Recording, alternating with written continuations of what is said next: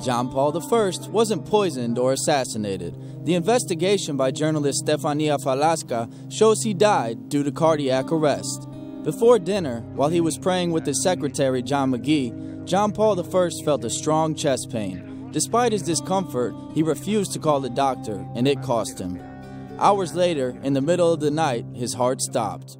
Il problema era che The problem was that the Pope didn't consider that type of pain to be alarming because he suffered from chronic pain. The doctor told me it was a very similar pain, so he could have confused it. That's probably why he told his secretary not to worry. Not even the nuns got worried. Thus, Falasca wanted to end the rumors about John Paul I's assassination. They arose due to the Pope's sudden death and the Vatican's poor public relations response.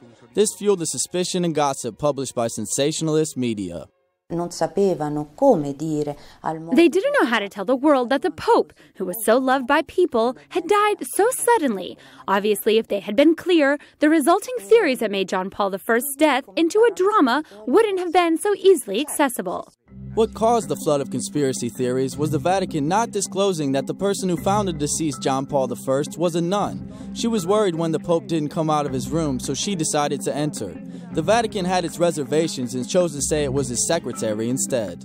Forse proprio il motivo per cui. Maybe they didn't say a nun was the first to see the Pope because the mentality was different then. We're talking about 40 years ago, and this situation could have been shocking for whoever had to announce John Paul I's death.